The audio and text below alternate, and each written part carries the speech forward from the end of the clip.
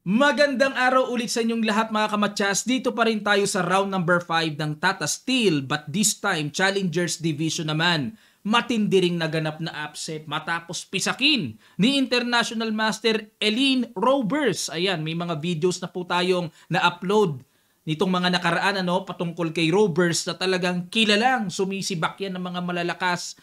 Ang kalaban niya ngayong pinataob niya ay si Super Grandmaster Hans Smoke Niemann. Matindi. Mala engine moves ang tirada. Pero pinisak niya. Tingnan natin ang ginawa ni Roberts. Nag E4, C6 naman, Caro-Kann defense, D4, D5, E5, advanced variation, nag Bishop F5, Bishop E3, tuloy lang sa kani-kanyang mga paglabas ng pyesa, Queen B6. Dahil maaga ngang lumabas ang Bishop, usually inaatake talaga ang B2 pawn, at nag Queen C1, depensa. Baka mapatanong kayo, coach, bakit hindi B3 ang tira dyan para solid? Walang queen takes B2 pa rin naman Yun nga lang, nagkakaroon po ng butas ang dark square sa queen side, nagkakaroon ng komplikasyon yan sa middle game. Kaya hanggat maaari, pinapanatili pong healthy ang mga squares. At nag E6 para develop naman ang bishop, knight F3, knight E7, nag A4, ayun mga kamatsas. Pagtira po ng A4, novelty na. Dahil sa recorded move pa na naitala, knight BD2 ang may gumawa na. Okay?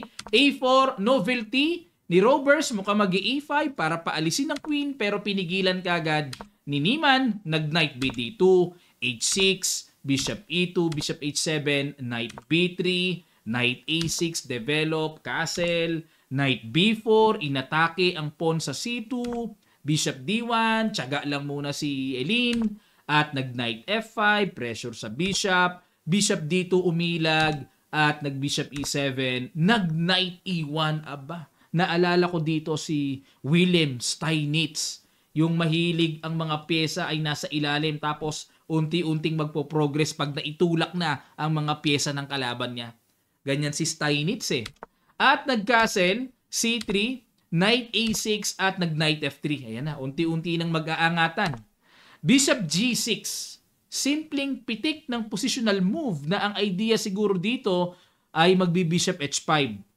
Pero bad move. Ang kaunting galaw na yan. Dapat daw, C5. Oo nga, no? Yan kasi talaga ang pinaka-pattern ng parang French defense na to Tapos followed with Rook A C8. Ang lakas niyan sa black. Ang lakas niyan.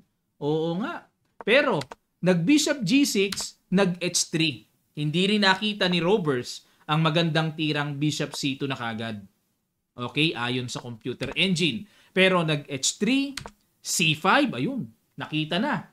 Kinapture, bad move. Dapat daw po G4, knight H4, takes, tapos capture, Queen C7. Ayan. No, pero lamang ang black. Balik tayo, kinapture ni Eileen, takes, Bishop F4, Rook C8, Bishop E2. Ayan na, unti-unti nang nag-aangatan ulit ang mga pyesa, D4. To take advantage na nakaporma na ang tore, talagang gusto nang i-open ni Niemann. Nag-Bishop B5, Rook FD8, Queen E1, ilag na sa strong pin, kinapture, capture. Wala, pwersadong magkaroon ng isolated pawn dyan kasi kung Queen ang pipiliin, para lang masabing healthy ang pawn structure, may bitaw ng Bishop takes F2, maku-queenless. Okay? Kaya napuwersa si Eileen na pawn ang ipang-capture at lumabas ang evaluation bar na positional advantage na dito si Niemann. Nag-knight E7, maneuver, ililipat ang knight sa strong D5 square para maatake ang pawn. Queen E2, knight D5, Bishop D2, tiyaga lang na depensa. Rook C7, Rook FC1, Rook DC8, Knight E1. Grabe, parang si Steinitz talaga. Kanina pa nagbabalik-balik yung mga pyesa. Bishop E7, ayun na, para ka-capture na. At nag-Queen F3. No, ayaw rin din naman pumayag ni Roberts na basta-basta bumagsak ang C3 pawn niya. Nag-Bishop G5, ayun, para ma-eliminate ang malakas na dumidepensa, na puwersa ang kumapture. Nag-Rook A3. Yakap na yakap ang pawn. Ayaw ibigay. Akin yan, kumbaga. At nag-Queen C5, inatake, nag-C4. Ayan, connected na, depensado tore. Knight E7. Another bad move by Niemann. Dapat daw, Bishop H5. Okay. Kasi di pwedeng makapture, bitin ng tore, at mag-G4, then Bishop G6. Ayun. Para lang mapabuka ang F4 square. Wala ng G3. So, yung knight naman di pa makapture kasi nakapin. Oo nga, no? Pabubukahin lang yung F4 square. Pero balik tayo. Knight E7, Queen C3, Bishop F5, Knight F3. Ayun, kaya pala gumanon para ibigay yung square sa knight. Knight D5, Queen B2, Knight F4, Rook D1. Matyaga si Roberts, no? Nakakapit, nakayakap. Queen E7, Rook D6 pumasok na. At nag-Rook D8. Sunod-sunod mangyari. Nagpapaulan ng bad moves kasi si Niemann eh. Dapat daw G4 na, bayo na kagad. Takes. Yan ang gusto ng computer engine dito para magkaroon ng mga ganap na pangyayari sa kingside. Pero, yun, may mga ganun si Niemann ngayon eh. Sinimplihan lang. Queen D2 to support the rook. Malakas. Rook C, C8, nag C5. Another good move by Roberts. Kasi di pwedeng capture nakabitin. F6, ayun, para mapalambot ang E5. Pero bad move na naman. Mabibilang nyo ba kung ilan na bad move dito ni Niemann? Dapat daw Bishop to E4. Ayun, para kahit paano may pressure. Ayun, tapos may Bishop D5 na paparating. Pero nag F6, Bishop C4. Brand X ang pinili naman. Dapat daw po, capturing na yung pawn. Tapos G takes F6. And H4. Ayun. Para unti-unting total committed na naman ang shield ng Black King. Unti-unting buksan yan. At itong silent rook, baka mag-rook lift yan mamaya pag alis ng knight, talagang makakontribute ng malakas na atake sa kingside. Kaya yan ang tamang approach. Pero ang ginawa nag-Bishop C4, ang gusto mangyari ni Eileen ay ma-pressure ang king.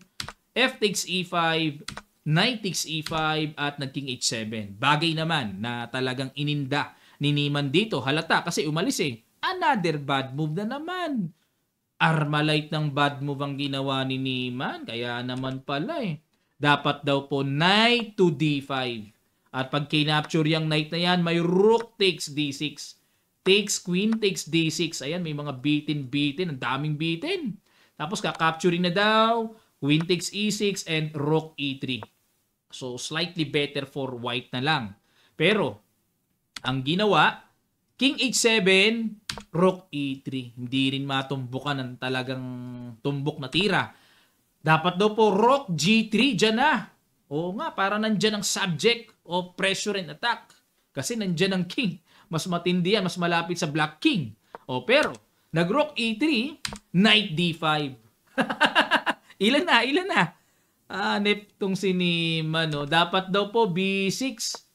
Wala na ba siyang oras? Mababa pa naman. B6 ang tamang tira. Kasi pag kinapture, bagsak ang tore. Pag kinapture naman ang tore, may tore pang atake tempo sa queen. Pag kinapture naman ang pawn, hindi pwede, babagsak ang tore. Kaya timpladong tira ang B6. Yan ang tira. Pero, nag-Knight D5, Bishop takes, Rook takes, capture, ayun. Dito mga kamatsas, sige po, paki-guess nyo ang simpleng pitik pero accurate move na ginawa ni Roberts. Sa ilang sandali lang, tutuloy kaagad natin. Start.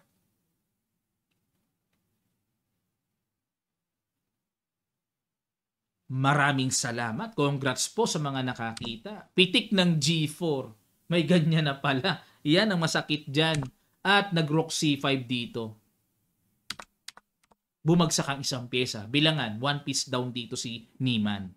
Himay-himayin natin. Wala na bang solution? Bakit na one piece down si Niemann?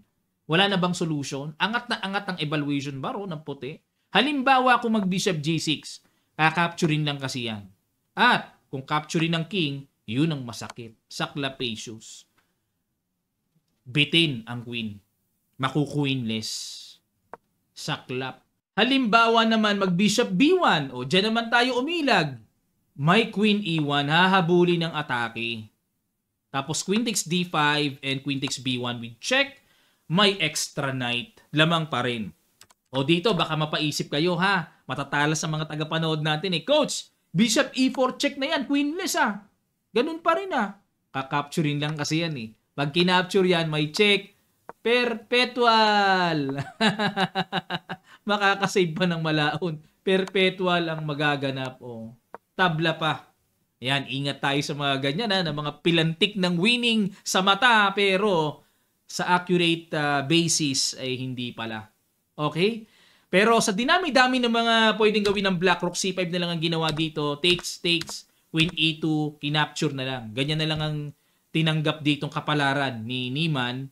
Queen H5 check, Queen H6, Queen F7, ayun, atake sa torre, sa pawn, chumek para may tempo, King H2, F4, check, King G8, check ulit, King H7, Queen C2, check. Naku po, grabe galing magmaneho ng Reyna.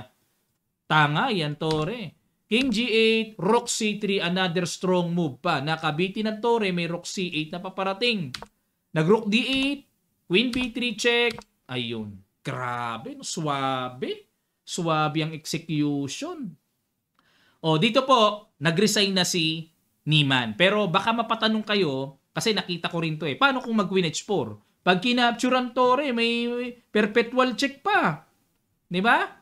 Magku-Queen C2. Check muna with tempo and supported na yung F2. Saka pa lang ngunguyain ng torre sa D8. Ayan. Galing ni Rovers ba? Nagre-reyna ang mga reyna ng chess ngayon Hindi nagahari, no? Ang mga babae kasi hari, lalaki yun eh. Nagre-reyna ang mga kababaihan ngayon dito sa kanilang mga round robin field. At ito po, ang kanilang standing. Sino ba ang nangunguna sa Challengers Division? Si El Ami ng Netherlands. Ayan, nasa home court. Netherlands din ang nangunguna sa score na 4 points. Korobov ng Ukraine 3.5 points. Salem Saleh, Maurizi, Niemann 3 points. Aba, grabe yung sundot ng masakit yung sundot kay Niemann, no? At hanggang kay Mendonca Leon Luke 3 points. At yan po ang pagkakasunod-sunod. Bagamat, yun pala ang unang pisari ni Rovers katulad nung kaninang kay Juwen Jun. Ayan, no, puro talo si Rovers eh. Ang isang pisa niya lang kay Niemann pa. Oh, at least nagkaroon na ng score. Hindi kaya pinagbigyan ni Niemann? Wala kang score ha. Pagbibigyan kita. Ano po ang inyong mga komento sa ating inanalyze sa game na ito? Comment nyo lang po. Lalagyan natin ng like and heart. At pwede nating sagutin mga kamatyas.